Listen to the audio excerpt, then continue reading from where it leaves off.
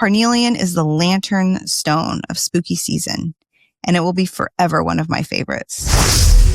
Welcome to the Crystal Library, a pocket-sized portal into the magical, mysterious, and sometimes misunderstood world of crystals.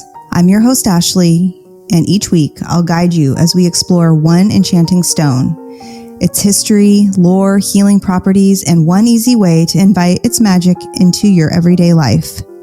Whether you're crystal curious or deep into the woo, this is your space to learn, explore, and expand your connection to the mineral realm, one glittering gem at a time. So let's open the library and see which crystal wants to speak today. Welcome back to the Crystal Library here on the Big Crystal Energy Podcast. I am Ashleigh, and I am freshly back from Salem and my retreat. I will be doing a full episode and breakdown about that, which will be coming out on Friday of this week. So stay tuned if you are interested in my retreat, if you are interested in hearing about Salem in general, if you are just interested in life stuff. The episode will be for you. I cannot wait to put it together. I've been taking notes. I've been working on it already, and it was such an amazing, expansive experience that I absolutely cannot wait to share it. But tonight we're going to be talking about one of my all-time favorite stones, Carnelian. I have this gorgeous piece of Carnelian. It's a carved heart. And I just love it because it's so big and juicy and it's smooth, and it just makes me feel like, it just gives me all the feels. And if you listened to my last episode, my interview with the author Ava Morgan, she said that Carnelian is her crystal familiar. And I truly feel that as well. So Carnelian is fire, it's passion, it's vitality. To me, it feels like holding a little ember of a life force energy in the palm of your hand, right? You feel that life energy just like emanating from you. You feel like you hold a little spark of something.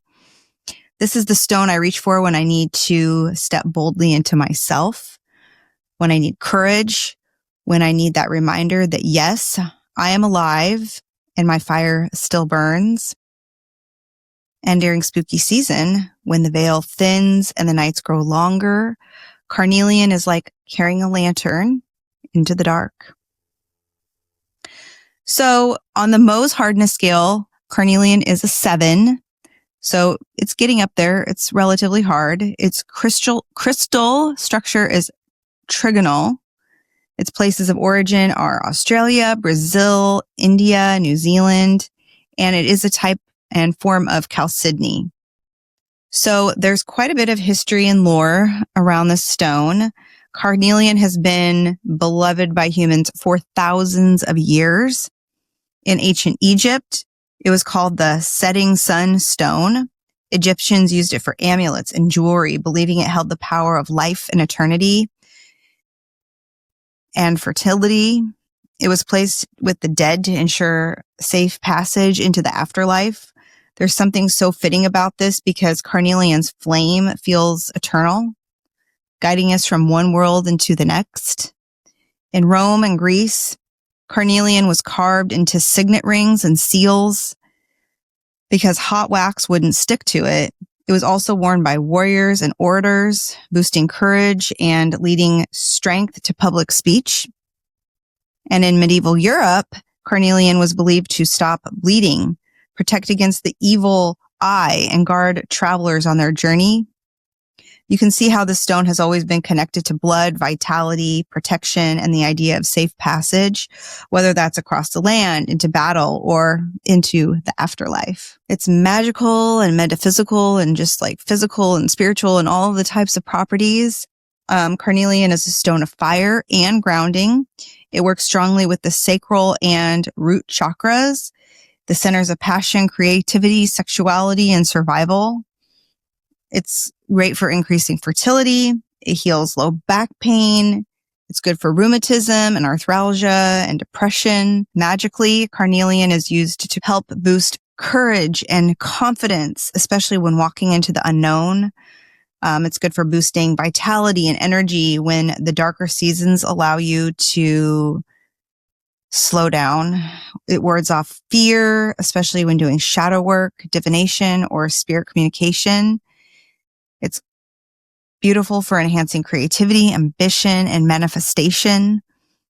It helps you trust yourself and your perceptions. It's a powerful protector against envy, rage, and resentment. It calms anger and banishes negativity, replacing it with a love of life so that you can kind of walk through life with the romance of life.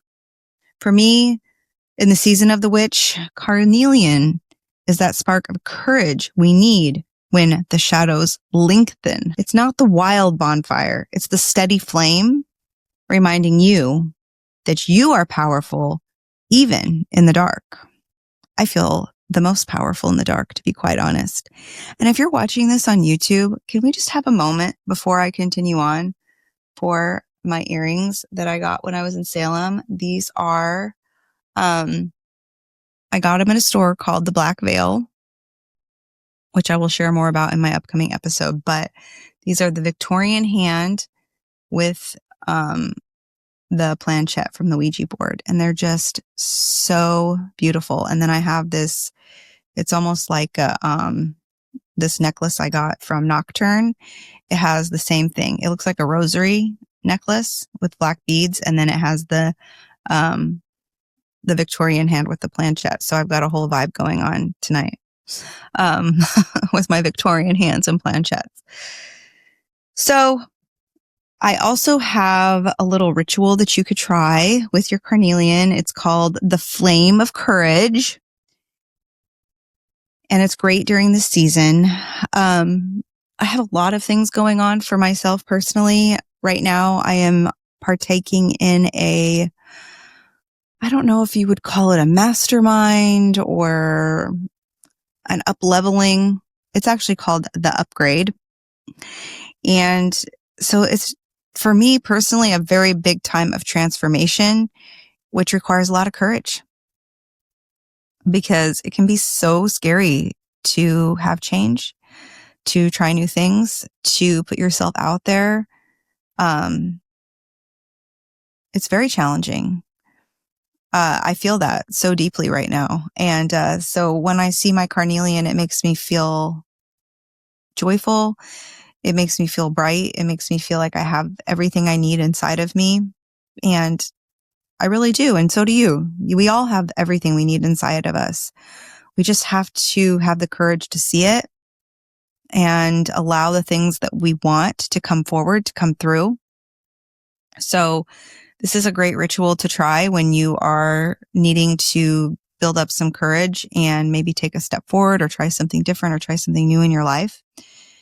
So you're going to want to create a sacred space, whatever that looks like for you. If that is a special chair that you like to sit on, if you have a room, you like to put out a yoga mat, whatever it is, and you'll want to create your space that's just for you without interruption, and you'll put your stone at the center, whether you have an altar or you're just setting up a space for this moment. So you'll put the carnelian next to a black candle and an orange candle. And then when you light the candles, you'll want to say, I call upon the flame within me, the eternal spark that cannot be extinguished. As shadows lengthen, I walk in courage.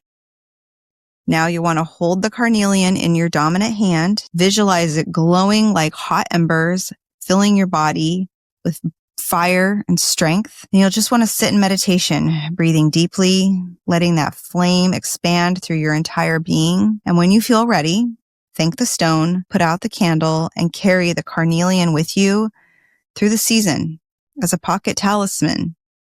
Keep it in your pocket, keep it in your bra, keep it in your bag, wherever it may be. And I love that ritual. You know, so many things in magic are so small and they can make such a huge difference. It's just taking that moment to just have that moment, to sit and reflect on what it is you want, what it is you need courage for, where are you going and what are you doing because so many times we just get up and we go through the day. We go after day after day after day, and we don't really just take that time to sit and think about these things. So I love having these small rituals because they, to me, they don't feel overwhelming. They don't take a lot of preparation. They don't take a lot of tools, because most of the tools that you need are just within your being. But to continue on, one of the correspondences and pairings for this stone, it is associated with the planets or the planetary bodies of Sun and Mars. Its element is obviously fire. It's associated with the zodiac signs of Aries, Leo, Virgo, and Scorpio. Deities associated with it are Sekhmet, Isis, Hephaestus, and Pele. And you can also pair it with other crystals just for enhancement. If you pair it with black tourmaline or obsidian, you're going to enhance its protection and grounding elements during spirit work. With moonstone, it balances carnelian's fire with intuition and divine feminine energy. With clear quartz, it helps amplify the carnelian's vitality. With smoky quartz, it helps channel carnelian's spark without burning out. And amethyst adds a calming spiritual balance to carnelian's fiery drive. In the book called Crystalpedia by Athena Parakis, there's this little quote, and it says, "If you have been feeling stagnant, fearful, or just plain stuck in a boring old routine, I am here to spice things up. Rediscover your passion for life and take a leap of faith in the unknown with me as your ally." And I just loved that. So to me, carnelian is both a shield and a spark. It protects, it fuels, it lights the path ahead. It is the stone I carry when I feel like I need to face fear with courage, when I want to connect with my ancestors and still feel grounded, or when I need to remind myself that even in the darkness, I am alive and I burn brightly.